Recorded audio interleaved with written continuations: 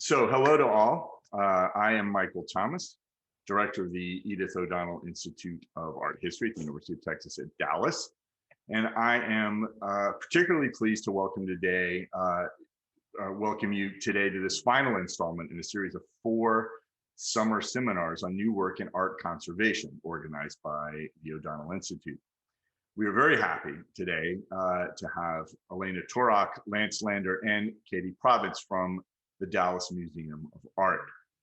The DMA has over 70 time-based media works in its actively growing contemporary art collection. To address the complicated and evolving needs of these works, which include film, video, audio, and computer-based art, the DMA has established an in-house time-based media art working group that is made up of members from 5 different departments. And today's speakers are all part of that group. Elena Torok is the Associate Objects Conservator at the Dallas Museum of Art, where she works on the treatment, research, and long-term care of objects in the collection. Since 2017, she has worked with the Interdepartmental Time-Based Media Art Working Group at the DMA to develop and implement collection care for time-based media artworks at the museum. She earned her MS from the Winterthur University of Delaware program in art conservation in 2013, with concentrations in objects conservation and preventative conservation. Lance Lander is the manager of gallery technology and innovation for the DMA. During his 17 years at the museum, he has managed the installation of all time-based media and designs, and installs and maintains all technological components within the DMA's exhibitions and galleries.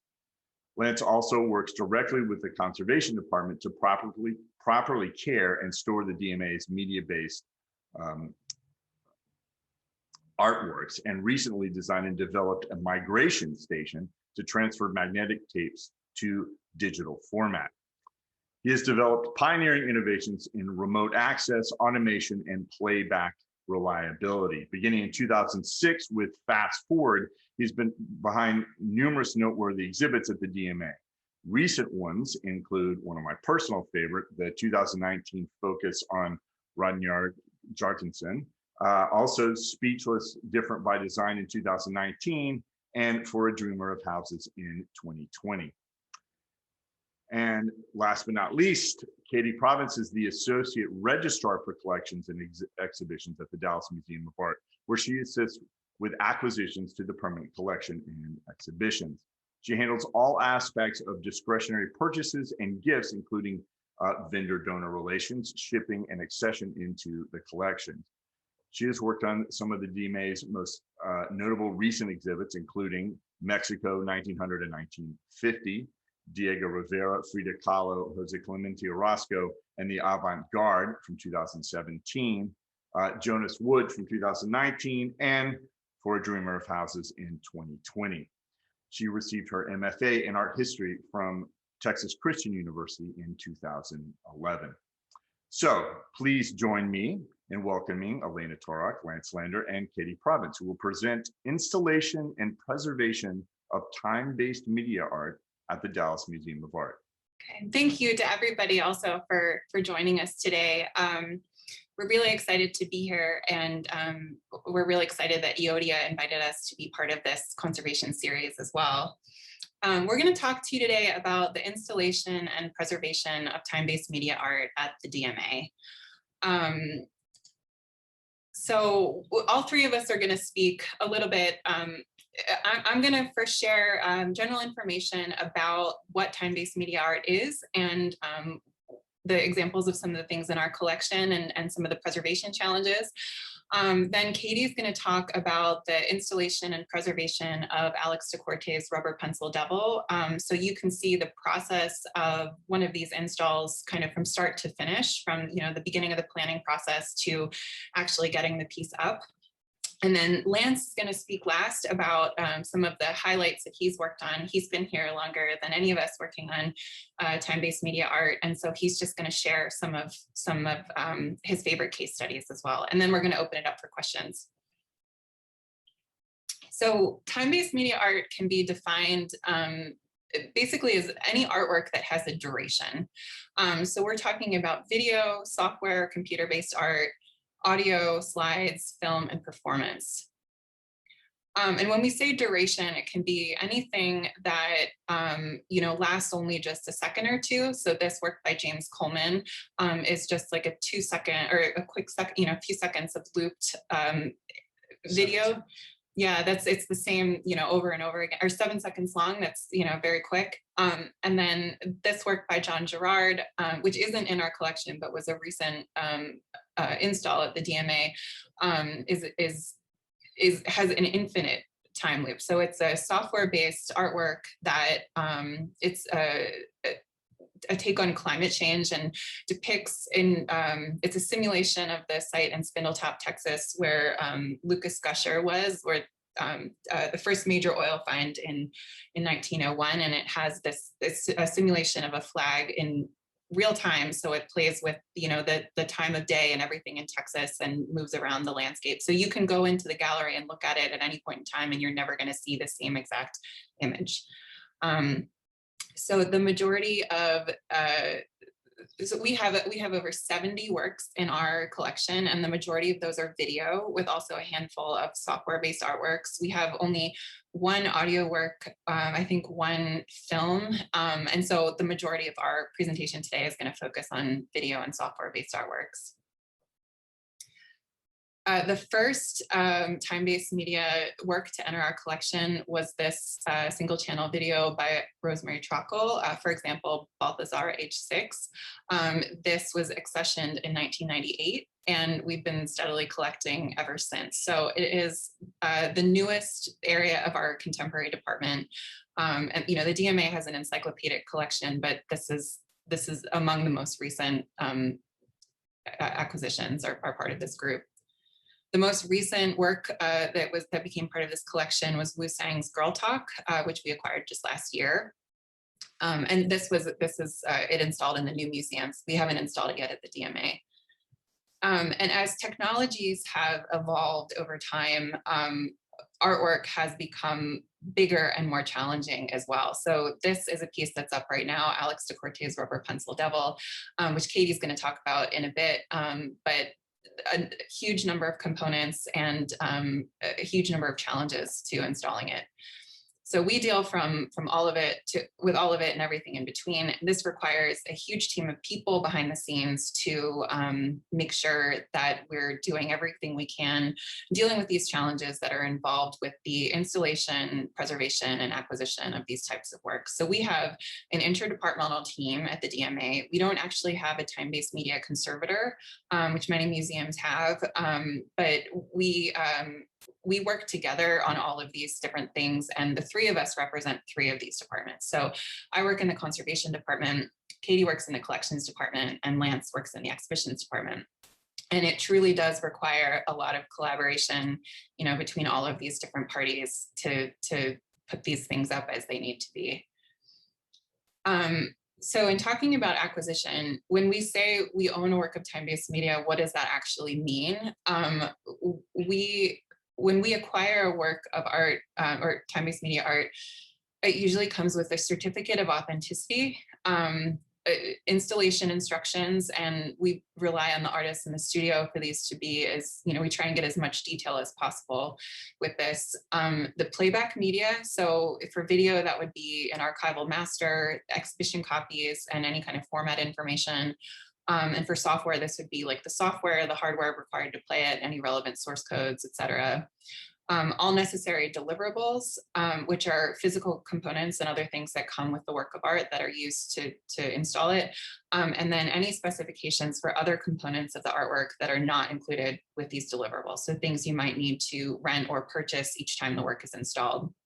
So, for example, with this, this is a work by Arthur Jaffa, Love is the Message is Death. And the only part of this artwork that we actually own is the file that plays the video.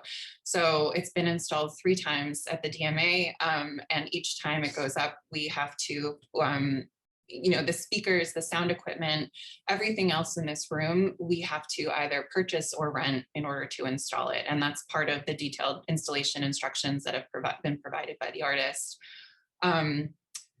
this work by Tomas Saraceno is a software-based artwork that it's a software-based work that has spider silk that runs between two rods, and there's a webcam in the gallery that tracks visitor movement and converts that into sound and vibrations that cause the spider silk to move.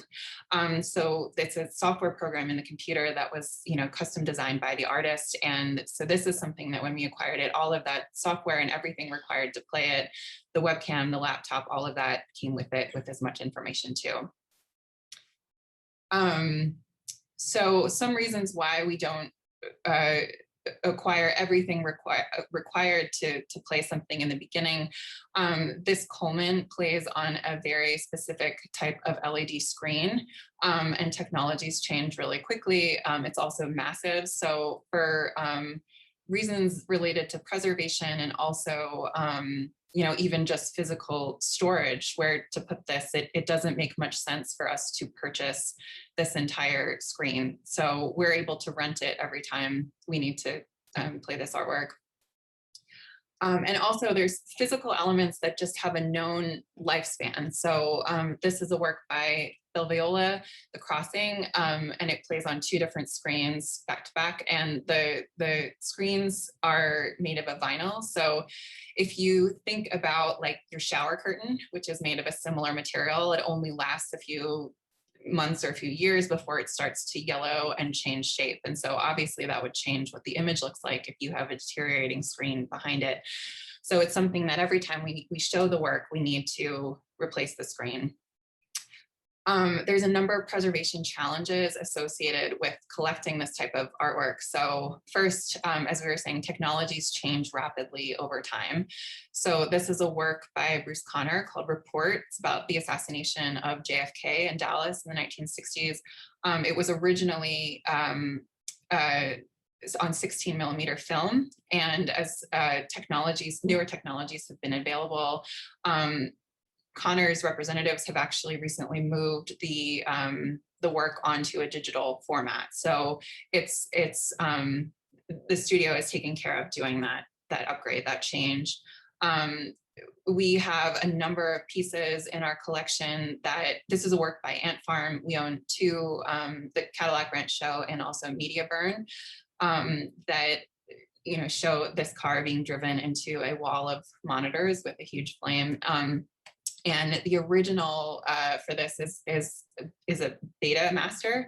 So things on magnetic tapes and things like that. So beta, VHS, all of that, these are materials that break down over time. And so we want to make sure that we still have the artwork preserved. So our team has actually, in the last few years, been identifying all different types of media formats in our collection that are in danger of some kind of technological or electronic obsolescence. So, and Lance is working a lot right now on moving those over and updating them to more archival formats, while speaking with all of the artists and their representatives to do so, to make sure that we have the work of art, in our collection for as long as we possibly can. Also, physical components can age in a way that compromises how the artwork appears or is interacted with. So this is a work by Namjoon Paik, and there is a music box inside that plays while a video projects the image of the box onto the monitor outside. We've had to replace the monitor inside already because it's broken and it wasn't displaying image. And then this is a work by Atsuko Tanaka that is actually going to be in an upcoming show that we're installing this summer. It's opening in September. Slip Zone, a new look at post-war abstraction in the Americas and East Asia. And this is an interactive work. So visitors are invited to push the button on the wall, or and it plays, there's a series of 12 bells that run around the perimeter of the room. And all of these bells play sound in a specific sequence. Yeah. So So as this has been installed a few different times at the DMA, and over recent installations, we've actually noticed that the button that visitors press is starting to age. So it's made of a plastic, and the threading around it has also had some issues. So we're working now to replace this. We're working with our curator, Vivian Lee, and it's obviously something that it's meant to be touched and interacted with, but it also needs to have a certain appearance. So we can't just replace it with any button. So we're doing research with her to figure out aesthetically, are any more of these available? Because the work was first built in the 1950s. Also, documentation can be very complicated too, and it's a really important part of preserving all of this work. This is again from the Tanaka. When we acquired the piece, and this is a co-own with the Rachofsky collection, but when we acquired the piece, in the box were an older set of wires that the bells were connected to, and we believe, and we're working with Vivian also to find out more information on this. And we believe that the artist was involved in the changeover from this set of old wires to new wires, but obviously the two look very different from one another. We rolled all these out to measure them recently and found that the newer set is twice as long. So it would have also changed the length of the piece and the distance of the bells. So the change in this one physical component would have resulted in a very different aesthetic appearance of the work. And that's something that, even if the artist was involved with it, we want to sort of know, what were the decisions behind that? Was it done because it was going into a different space, or, so we don't have access to this information because it happened before we acquired the piece. But so we're researching now to go back in time and try and see as much as we can. Documentation is really our biggest tool in preservation, and it's so important. And we have a whole team working on that before, during, and after an installation of any of these types of pieces. So there are a couple of critical windows where we tend to collect the most documentation. So first is before and during the acquisition. This is the window when we get most of the work. We also we'll do artist questionnaires and interviews. And so it's always really helpful when an artist can tell us as much about their piece as they're willing to share, and how they feel about installation and long-term preservation. And it's also when we obtain clarity on all specifications for install and display. So this is a work by Rachel Rose, a video work it's called Everything and More. It was recently installed in Truth in 2017. But there is a bench, or not a bench, a carpet in this installation that the look and feel of this carpet is very important to her. So visitors are invited to sit on it to watch the work. The screen goes all the way to the floor.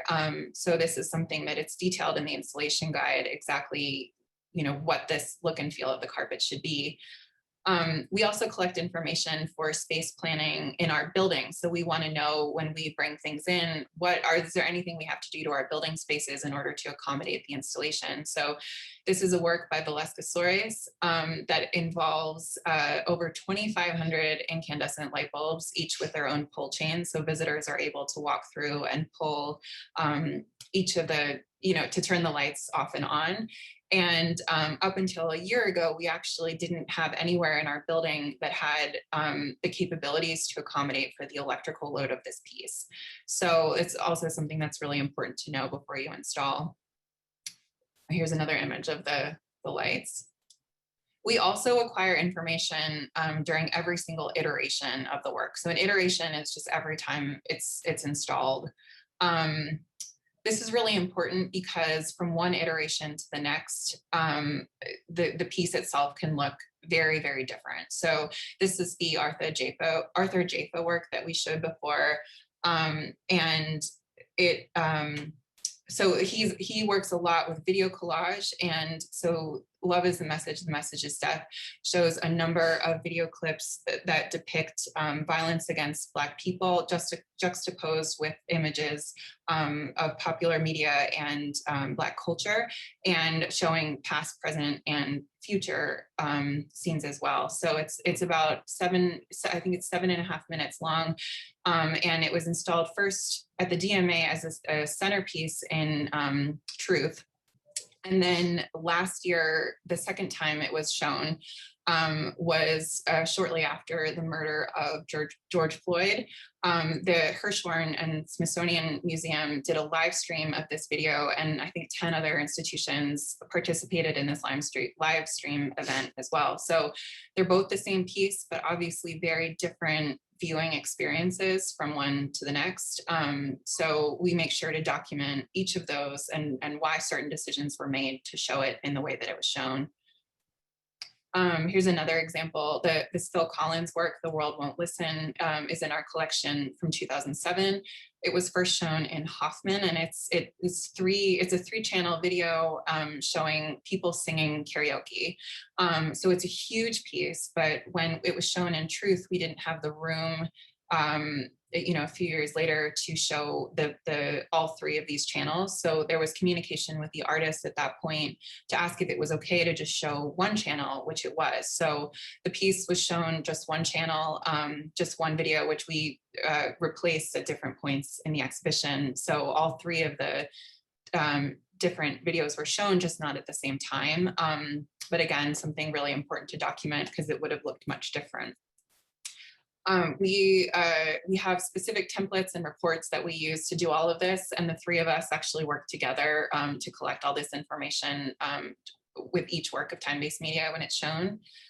And it just includes a ton of information, everything related to the artwork, the exhibition, everyone installed, the visitor feedback, all associated documentation, so all the images we take, the videos we take, information about the space, where it was, what the floor plan was, the technical specs, the equipment, other physical components, because sometimes these change between iterations as well, depending on what the artist studio is most current with the artist studio. So sometimes there's different iteration specific modifications, like the example with the Phil Collins, that we document that, and then any information related to safety, security, and maintenance required. So it's a lot of information, but important to collect because these pieces really only exist when they're installed. So once it comes down, we're not able to easily go pull it and look at it to look at this again. So so I'm going to turn it over to Katie now, who is going to talk about the installation of Alex DeCourte's Rubber Pencil Devil.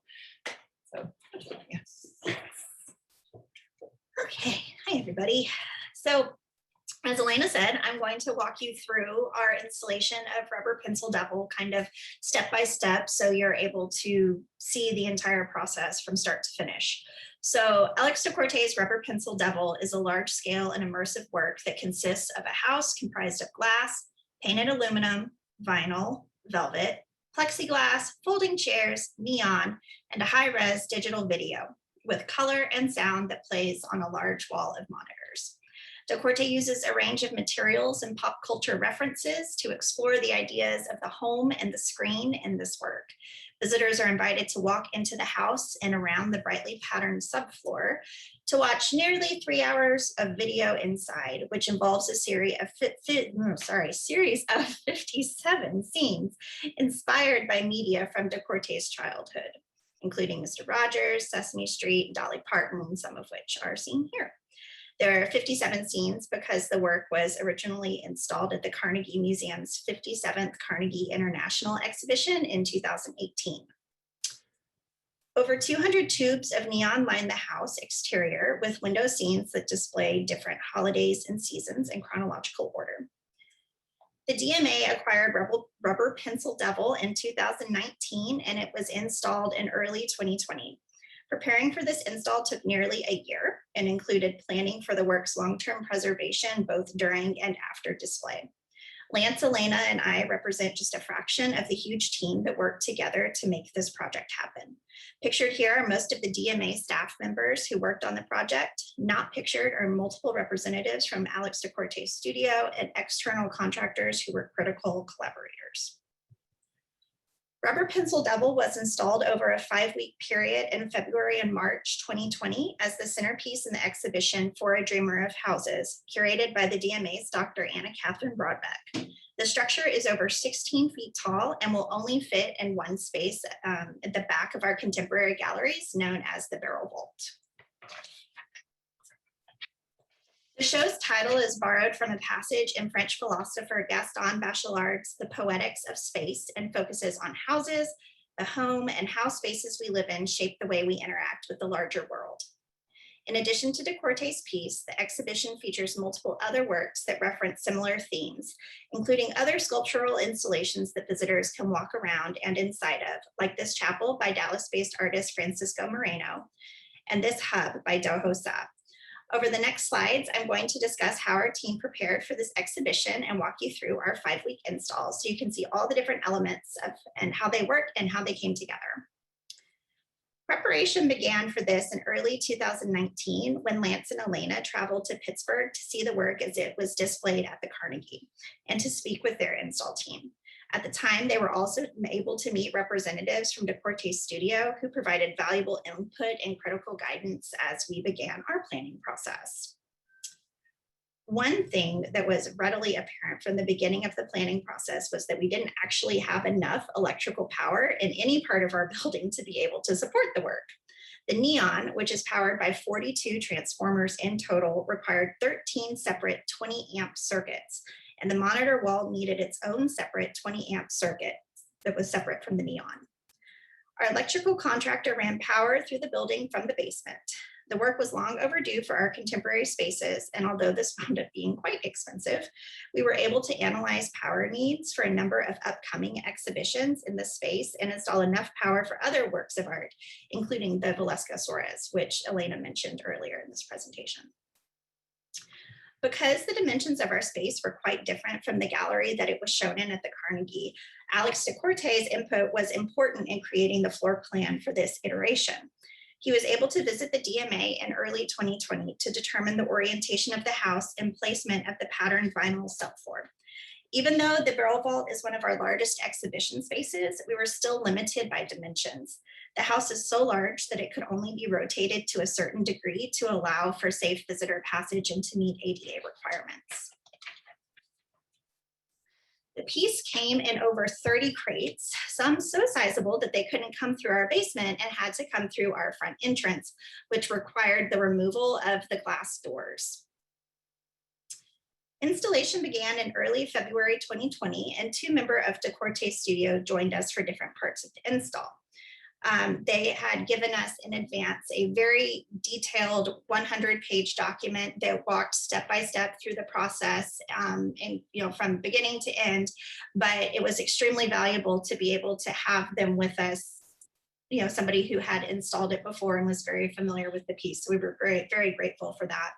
So here we have some preps from our team and then Brooke from DeCorte's studio who were starting by laying the metal structure subfloor. Then the next is to place the green velvet pads beneath the floor. And then multiple white neon bulbs or tubes were installed inside. So it was very important that we check all the neon as it was installed to make sure it was functioning, because the next step is to place a glass floor on top of it. And once the floor is placed, it's very difficult to get back underneath to access those neon tubes if there were any issues. So the glass floor consists of 8 separate multi-pane glass panels, which each weigh about 500 pounds each. Safe install required that we involve some contractors who had specialty in installing glass floors like this, as our team did not have the expertise or equipment to do this on our own. A padded bridge was built to help us traverse the floor without stepping on the velvet, which couldn't be walked on without causing damage. And here we have Elena lint rolling the velvet floor because any sort of dust or particles that got on the floor were visible. Once you turned on those neon lights, if you saw specks on the velvet or smudges beneath the glass, that was going to be extremely visible. So it was important that we kept everything clean at each step of our installation process. So after the glass floor was installed, we put these protective pads on top of it to keep the glass from being scuffed as we worked. And then we started installing the walls. So this required very careful handling by our team of preparators, especially because the walls where the windows are came with the plastic neon tubes already attached. So we needed to make sure that we didn't break any of those as we went through our install. Each wall is separate and very large. And as the walls came together, we used padded lifts to help hold the elements in place. When placing the roof elements, wires needed to be threaded down through the walls to be able to power the piece at the top before the frame was fully secured. So here is our team placing the final piece on the roof. And at this point, we had 6 people, 3 ladders, and 2 lifts. Once the frame was complete, we could start the construction of the subfloor around it. We designed a ventilation system beneath the subfloor to keep the large number of transformers located in what the studio called the moat around the house from overheating. This system allowed the air to flow in a single direction, with air coming in from a vent on one side of the subfloor and flowing out a vent on the other side. Here are the air in and air out pathways during construction. A number of small fans were installed around the path to help push it through as well. While Lance and our carpenters worked on this, electrical was also being pulled through the subfloor from the wall to the house. So that image I showed you earlier of the electrical down in our basement, it literally gets pulled up through the walls and came out from the wall over to the house. So when these pathways were complete, the top of our subfloor was installed. And then we brought the metal frame for the monitor cabinet through the side of the house as it was too big to go through the front door. The patterned vinyl, which was designed by Decorte and printed by a company in Connecticut, had arrived in multiple large rolls, which we unrolled in front of the house to help flatten before install. When we did this, we started to notice that in some areas there were some unexpected printing issues, which you can best see here. There were a few places of misalignment and some faded color stripes. There wasn't time or budget available to reprint, so we installed the vinyl as it was and began problem solving. So while we worked with our team in the studio to come up with some potential issues, direct replacements from the cutoffs weren't work, which Elena is trying here in the image on the left.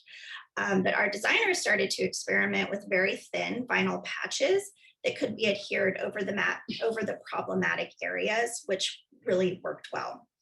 So here's the same area before and after. We were limited in color choices. So you can see that the shade of the greens varies slightly from the original printing to our vinyl patches, but the decision was made with our internal team and the Decorte team that it was better to have slightly different colors rather than very obvious misalignment. So after the vinyl was placed, the moat around the house was reopened. So we then, but before we started installing the neon, we finished installing the monitor wall. So this is the media cabinet from the front with all the clips for the TVs, the screens. And here it is from the side. Inside, we installed all of the equipment associated with playback media, including a PC computer that arrived pre-programmed to play the video file, a subwoofer, and a sound bar. So just kind of an aside, as Elena mentioned, when we acquire a piece, we often look at what the different components are and assess what needs to be accessioned as art and then what is just accessories. So in the example of the Decorte, all of the electronic components, so the monitors, the subwoofers, the transformers, all of that is accessory to the piece. And so it allows us the flexibility that as technology changes or as a piece of equipment stops working, we're able to replace it because it's technically not considered art. It's an accessory to the artwork. So there are 15 monitors inside on the cabinet that play this 3-hour-long video. And here is our part of our curatorial team, Catherine and Hildy, watching the video when we first got it up and running. The last element to be installed, and also the most fragile, was the neon.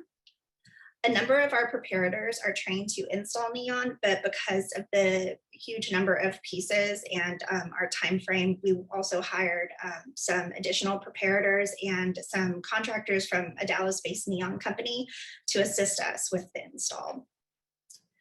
The transformers connected below in the moat all needed to be individually wired according to the detailed wiring diagrams provided by the studio, as each transformer could only support so many pieces of neon without being overloaded. Lastly, dimmers were installed to be able to change the brightness of the neon. The brightness settings were determined by the studio. The barrel vault, unlike the Carnegie, has lots of windows, so the brightness settings between the two iterations were vastly different. The moat covers were resecured when it was confirmed that all the neon elements were working. And then this is the first day when everything was turned on, and Lance took this picture from our boom lift in the gallery, and it's still one of our favorites. It was kind of the nice completion moment for us. So during the Carnegie's iteration, stanchions were installed around the house to keep visitors from trying to enter the house through the walls. So there's only one point of entry to the house, which is through the front doors. So here in Dallas, we decided that we would start out with the stanchions just for safety, but also to incorporate into our ventilation system. So each stanchion sits on a small lift and has a hole cut beneath it, so the hot air from the transformers can flow out from the base. We weren't able to test our ventilation system until the neon was actually installed, so we used 2 different tools to monitor heat. On the left, we placed 3 hobo loggers in the moat to monitor temperature and humidity. On the right, we used a FLIR thermal imaging camera, which just attaches to a smartphone to visualize heat flow from above. In the heat map here, you can see our ventilation pathway beneath the floor. We realized pretty quickly that the air wasn't flowing as we needed it to.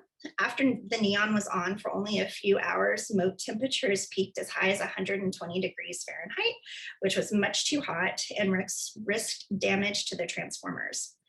In the image here, you can see that the wood on the moat panel was also beginning to warp, which was not good. So you could see that heat was building up in certain pockets around the house instead of flowing through, which you can see really well here in the lower image.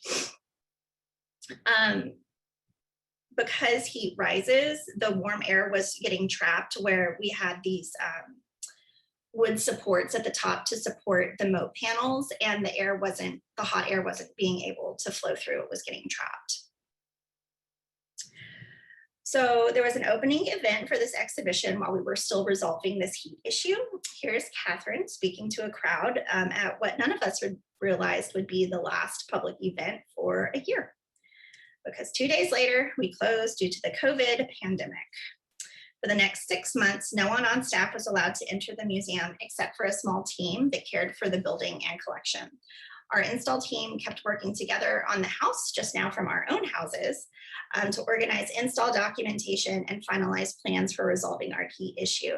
So as Elena mentioned earlier, a big part of our job is documentation, and we had already this 100-page document from the studio to which we added dozens of more pages. We took 1,000 images and videos and compiled a 100-page condition report document on the piece. So lots of documentation that happened on this one.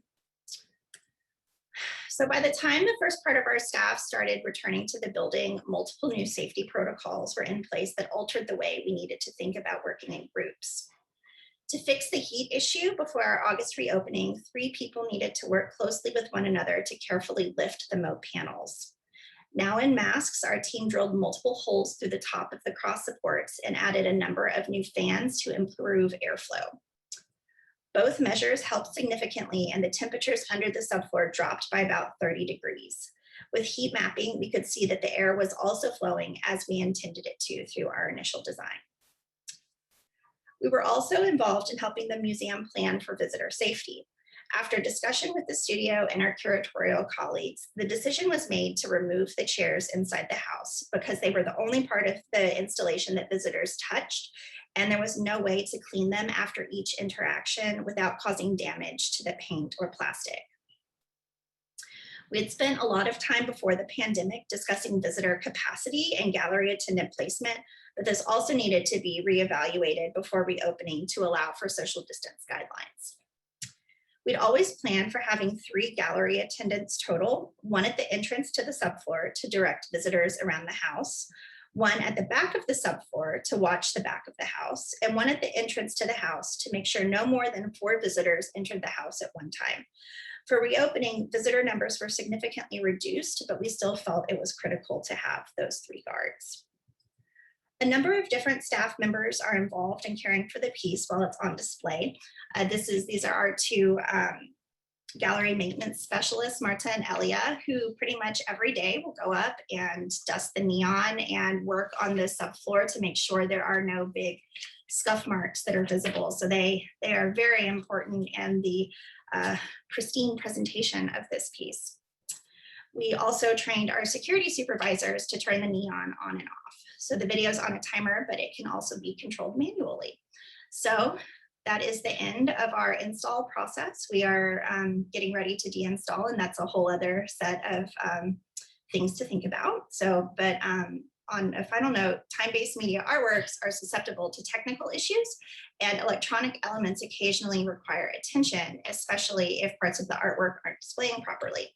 So I'm now going to turn it over to Lance, who will discuss some issues we've experienced with Rubber Pencil Devil, and then talk about some of the other time-based media works that we've exhibited at the DMA. Hey, good morning, everyone. You may have heard my phone ring during Katie's presentation. It was our control room calling to tell me something's not working. That's right. Such is the nature of the job.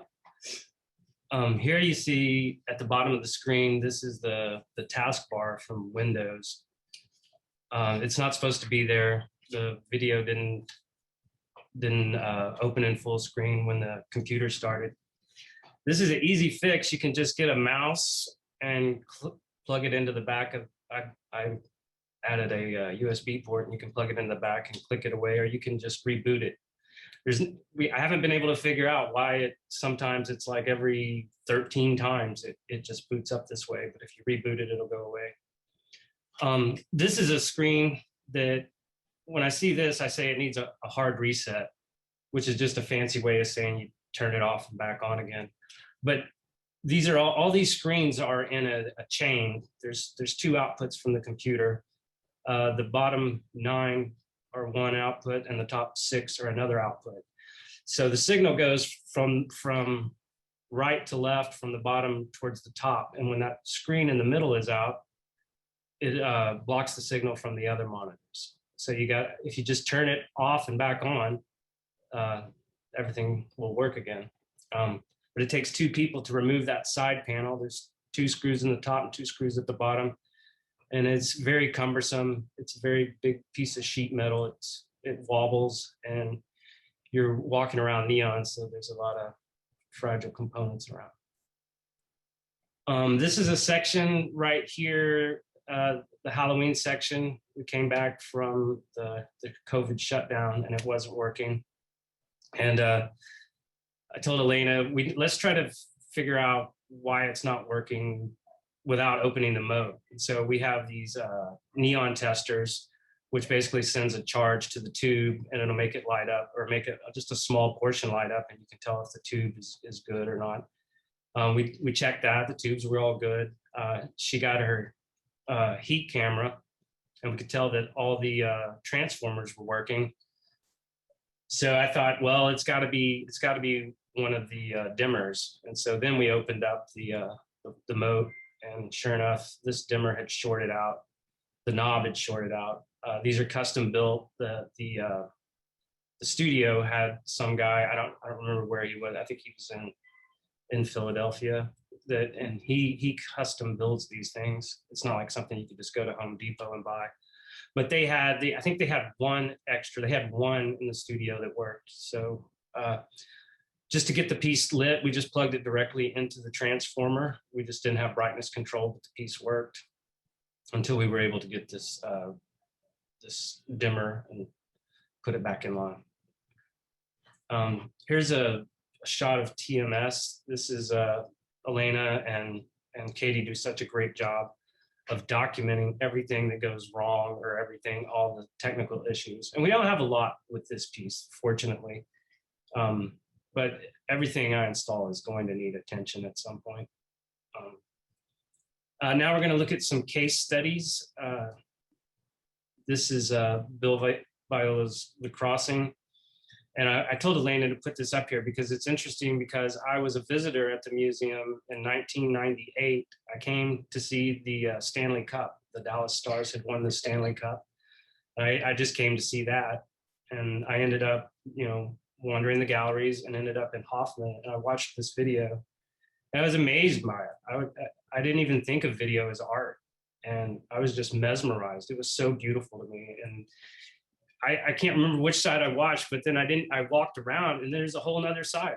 It was just, I was so fascinated by it. And I even came back a week later and watched it again. And at that point, I never knew that I would be taking care of it. And that was one of my first big projects when I started at the museum. It was on laser discs and it was synchronized by a computer. And one of the first or second week that I worked here was converting this from Laserdisc to DVD and a DVD synchronizer. We got rid of the computer. It used to be in a massive rack. The equipment was just really large and we consolidated it into a small box. This piece is up, it's been upgraded again. We haven't shown it in a while, but we'll have to upgrade it the next time we show it. And now we're going to talk about some case studies, but one thing you're not going to see in these slides is there's a team of people that I work with that are committed to displaying time-based media properly. The DMA has a commitment to time-based media and getting it right. I get to work with Elena and Katie, but there's also other people. There's Isabel, there's Joni, there's Kate, there's Tamara, Fran. There's so many people that make this happen. I just get to install it, but without that support behind me, and they're all so supportive and they want to get it right and they want to make sure that it's done well. But I'm lucky to have these colleagues that support this. This is Carrie Young. This was the first piece of uncompressed video that we showed here at the DMA.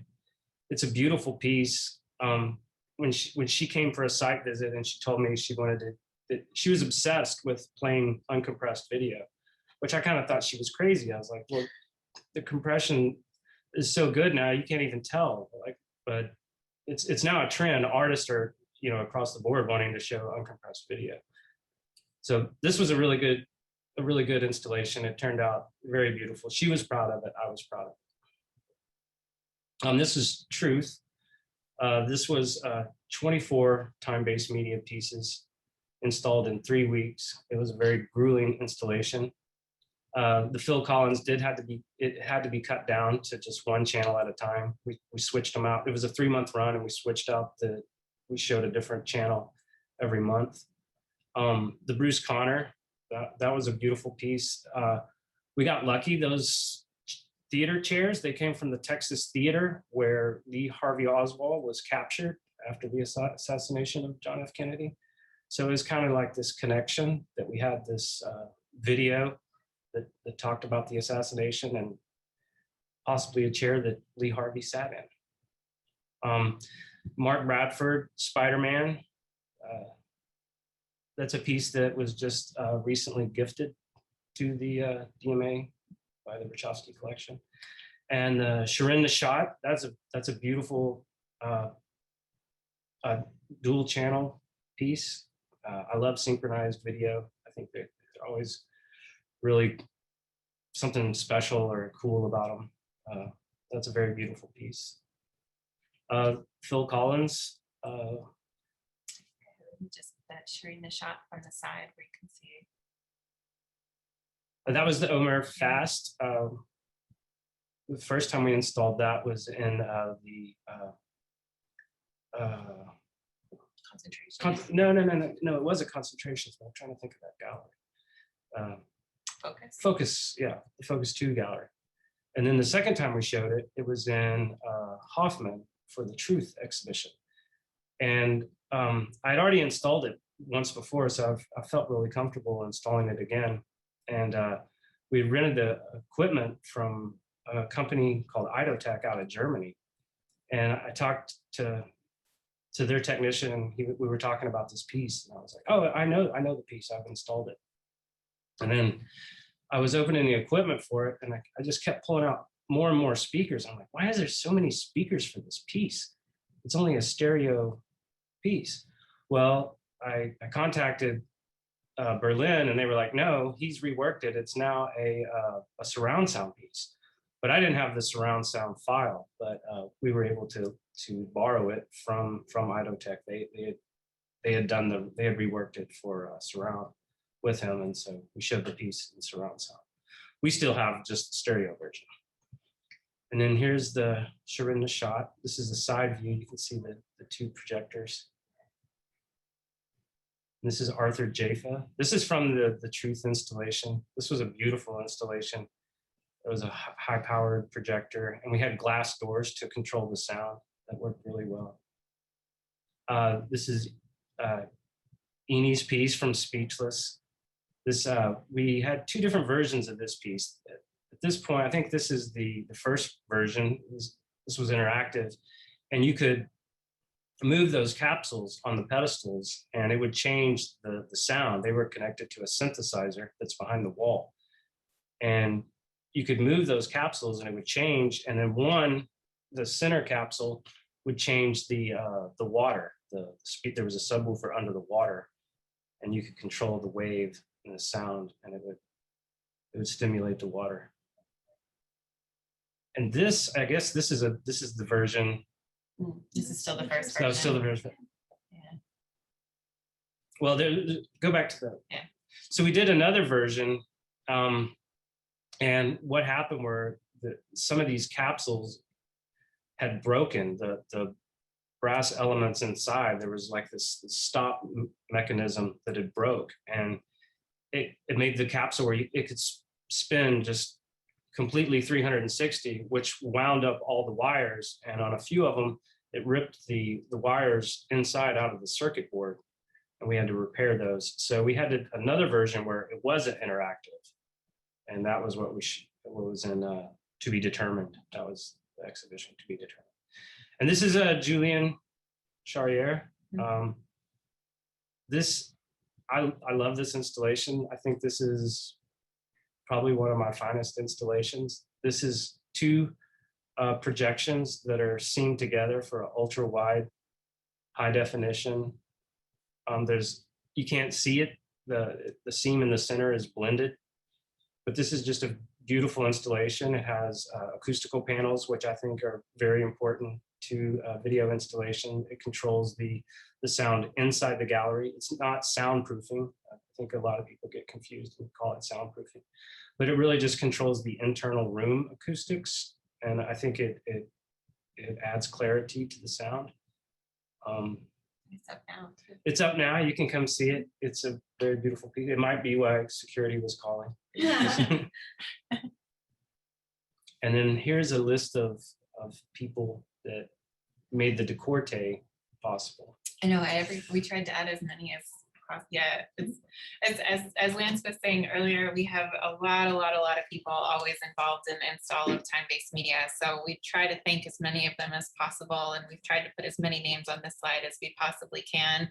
But it is truly a team effort, and we're really grateful for everyone who's ever been part of one of these installs as well. So we are more than happy to take some questions now. I know we haven't been able to see the chat while we've been speaking, but thank you again to Michael and EODIAH. We're really glad to be able to do this and come visit. Yes. Thanks, guys, so much. What a wonderful presentation of the sheer complexity of dealing with these types of works. And I do invite everyone to please enter questions in the chat. And I will, while you're typing, I'll start off with my own question, if that's okay. You know, this was, as I said, a great sort of view into a lot of the sort of immediate concerns of these works, dealing with them. And I know some of them are addressing long-term, but, you know, my own work, which deals with, you know, one of the things that I've been thinking about is the issue of long-term viability of digital databases, of digital models, and what is your take on, or how do you address, or are you addressing the idea of what's going to happen in 50 or 100 years to these pieces when you don't know what operating systems are? And I'm thinking specifically, I think of more of these sort of software-based artworks, but when you don't know what, you know, who knows if Windows or Mac OS will be around in 50 or 100 years? Who knows what kind of storage media we'll be able to access and use? Who knows which programs will even be utilized? It's, when you think of the long-term archival health and the long-term ability to keep displaying these pieces on and off as we go forward, probably well beyond most of our careers. How do you address that? That's why it takes a whole team of people to do. And yeah, the field of time-based media conservation is rapidly evolving to catch up with these exact questions. So like we were saying, we don't have a media conservator on site, but this is still a group that we are in touch with as much as possible to kind of stay current on what best practice is and keeping up with it. It's very difficult to predict what things will look like in not just even 50 years, but like in even 2 or 3 or 5, and hard to plan for because we won't know what technologies look like then. So I think it's the most important part is to understand as much as you can when the piece comes in about the artist's wishes and intent, and to know what's okay with replacing, what's okay with upgrading. You know, I think a lot of conversations with these artists have been steered by the evolution in the field of, you know, preservation and conservation too. So they're more ready for the, you know, the long-term questions. And we're finding as we work with different artists, they are very prepared and have actually very detailed and super helpful thoughts on the life of their piece and how they feel about the future of it. So, you know, each interaction is slightly different, but, you know, I think that the common goal is that they want the work to survive. And so yeah, I mean, I think maintaining an open discussion and relationship with the artists and their studios and their representatives is really important. And for whenever the time comes that they're not available to speak with us directly, you know, many years into the future, knowing as much as possible in our files about what they want for the life of their own work is just of critical importance. So yeah. When and Fran, Fran started it, but when we have a visiting artist, we get an interview, and it's just for archival purposes, just for how like they want us to proceed with long-term preservation. So we keep that on our media server, and we, you know, it's just like their voice of how they want us to treat their artwork. And some artists are very different.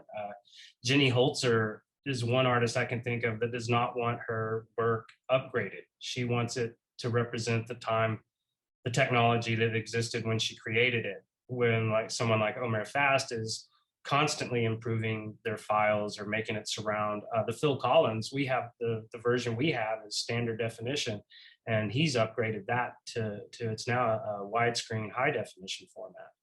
So some artists, like they continue working on it, and then some just leave it to mark that period of time. Well, and living artists too, like any person, changes their mind over time as well, which is every time we install it, we tend to get new information because we might be communicating with an artist, you know, at a different point in their career, a different point in their life, and they might have a different opinion than what they did when the work came in. So it's always helpful to keep in communication.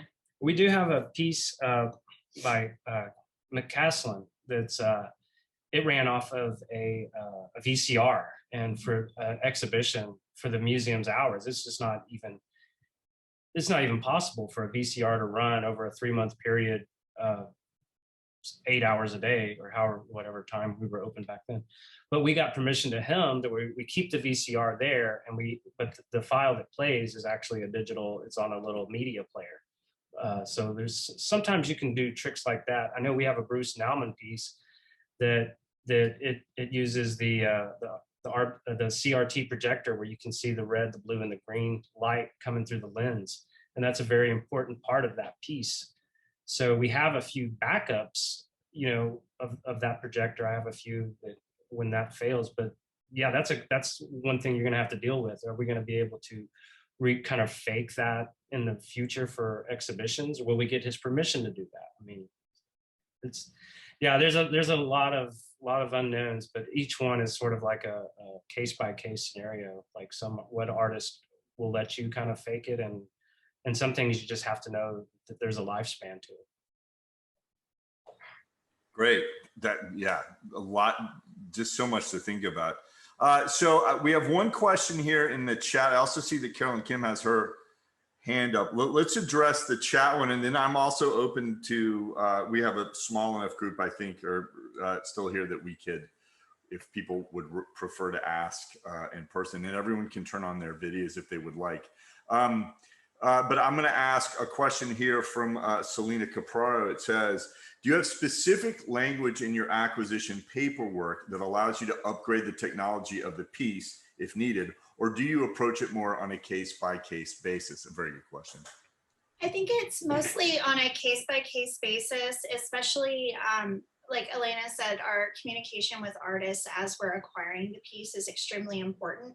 So we'll kind of get an idea as we're in this process if a video monitor is integral to the artwork and there's something special about this monitor that must always be shown with this piece, or if it's just a video monitor and we have certain specifications, but as long as those specifications are met, it doesn't matter if it's this specific video monitor. And so that's kind of what I was discussing with the Decorte, is that those electrical components, the monitors, the subwoofers, the speakers, the transformers, we have all the specifications for those components, but those specific monitors, those specific transformers for the artist are not integral to the piece. So that's why we make the distinction. And when we're accessioning, is that we don't accession those components as artwork. We keep them as accessories so they can be replaced in the future. So it's very much, I don't know, there might be instances where we do have specific language in our purchase agreement or on the invoice that does specify that certain components are associated with the artwork, but then usually it's just based upon conversation with the artist and determination with our internal team of what is truly integral to the art piece and what is just a component and accessory to the art piece. So I hope that made sense. It's confusing, and it's really is like a case-by-case basis. No, that's great. Thank you. Thank you. All right. There's a lot of thank yous coming up in the chat. No questions, but I will go. I see Carolyn has turned on her video. So Carolyn, please, you can ask a question the old fashioned way if you'd like. Thank you, Dr. Thomas. Thank you all. This was so fascinating. And it's making me wonder, how do you, well, I guess it's inevitable. How do you anticipate, as you know, people are studying conservatorship in the future, and how much of they're going to have to be studying and have a knowledge of digital technology and media as just now sort of de rigueur or part of regular conservatorship for museums, as so much more media and digital pieces will become into the collection. Do you see that? Is that already happening? Is it going to be even more? Yeah, so when I was in graduate school a decade ago, there wasn't a track for time-based media conservation. And now there is. What they have, you know, there's training as part of, if people are interested in it, they can get the training they need. And there's newer graduate programs that are popping up. There's one at NYU now as well that deals specifically with time-based media conservation. And so it is, I think the field has been, I mean, AIC, which is our national organization, American Institute for Conservation, has had an electronic media group since the 90s. So there has been this realization of a need to conserve and preserve this type of media.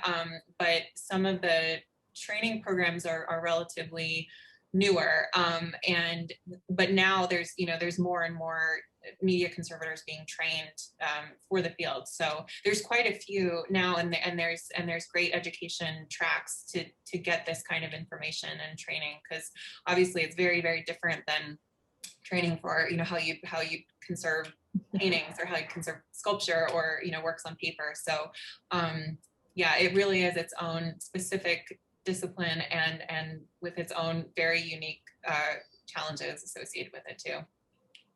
Thank you. Great. Yes, thanks. Anyone else? Anyone want to chime in either on? Michael? Yes, Bonnie. It's Yes. Bonnie. I'm sorry, I don't know quite how to raise my hand yet. Well, you did, the way you did it works just fine. First, Hi, I want to Bonnie. say hi to all my friends. And Lance, I remember some of our very, very early experiments in media installations, and your leadership over these many years has been really important. My question is, when the institution acquires a work and the artist says, I don't want to go into new formats that will evolve over the years, what are how do you deal with the pros and cons of that? Because it means that, for example, with Ginny, that eventually it won't be able to be shown. Yeah, I mean, that's right. That the Ginny Holzer, she has a guy that works for her that he's just really good at repairing those old signs, those old LED signs. He actually rebuilt ours before we showed it in Hoffman a few years ago, and we had to have it rebuilt. There was like a section that wasn't lighting up, and yeah, I don't know what her plan is like when it doesn't work anymore, because it's inevitable. I mean, all of this stuff, all of this media is going, I mean, it's going to break down. It's going to not work. It's going to need to be serviced, or that's the nature of it. That's part of it. Yeah, well, like Namjoon Pike is, you know, eventually that won't be able to be shown at all, because I mean, those television monitors come from a prehistoric era. Yeah, you're right. And for that one, I found on eBay a backup of the, and I bought it. And I've done that with some older projectors. But we have the 4:3 ratio monitors, the cube monitors that everyone, you know, you see those in museums in the 90s. Right. And a lot of those pieces, like the Trockle, is meant to show on one of those cube monitors. And so we had a chance a few years ago that a local artist he didn't need them anymore. And we bought, I think, about 40 of them. So I just have them in storage just for the future, just because we have artworks that are required to be shown on those. But 100 years from now, I don't know what it's going to be like. I mean, well, I think also too that you know, the part of preserving an artwork is preserving the artist's intent too. So I think if they want it to be ephemeral, or if they're okay with it breaking down, I mean, it's our role to make sure that, you know, if they don't want intervention, to make sure that that doesn't happen either. So it, you know, it kind of goes against what we're trained to do, but at the same time, if it's what they explicitly say is a part of this piece, then it's our duty as, you know, museum workers to realize that as well. So yeah, every interaction is so different. And you know, each one of these is so different. Well, I mean, it's sort of much like I mean, in 100 years, there probably won't be mechanics that can work on combustible engines. Right. You know, I mean, everything's evolving so quickly that we're all going to be faced with these challenges. But I mean, this is great stuff, and I love the fact that the DMA took the initiative to really think of this as a team effort, because it's clear that it's just not a conservation but a technical issue. All of the issues just that Katie discussed, the issues of you know, it's not just as easy as installing and putting in when heat builds up, when things start to warp. I mean, it's a very complicated. Gone are the days of just hanging something on the wall. You know, I mean, we have to think about a lot of issues here. So, Well, but yeah, and it's like, even for the Decorte, we have to think about when we deinstall this piece in a month. So if you haven't seen it, go see it now. But it's gigantic. The crates are huge. We can't store it on site, and so that's one of the things we had to think through from the very beginning, is where, like, how are we going to store this, and what are the long-term implications of just keeping the artwork in storage. And so there's so many, you know, and that's just physical components. That's not even the electrical components that eventually will stop working. how much longer is that up, just for everyone? It is, I think, July 4th. July 4th is the close day. Okay, good. Yeah. Okay, anyone else? Does anyone else have any questions? I don't see anything. Oh, just so you know, and it's in the chat here. All of these presentations, including today's, are recorded, and they will be available. There's a link there. You can get to it just by going to the Edith O'Donnell Institute and looking at our digital programming link. But there's the link there. The video of this today's presentation should be available by the end of next week. I guess we're gonna, you know, stop there. But again, let me thank Elena, Lance, and Katie for such a great presentation, and for you know, for putting so much effort into this, and really giving us a fascinating kind of insight into what it takes to make this kind of installation work, and what it takes to actually make an installation like this survive. So thanks to all of you. Thanks everyone for attending. This was a great series, and we'll do more. We are happy to say that you know, barring any viral issues, that we will resume. We're planning to resume our programming in person at the DMA in the fall. Our first speaker will actually be Professor Ann Balsamo from Arts and Technology at UT Dallas. We'll have more details on that, so please look for us in the fall. Everyone have a great summer and get all those great things done, and enjoy some hopefully sunny weather. And thanks again to everyone for attending, and especially to our speakers. Thank you. Thank you. Bye-bye.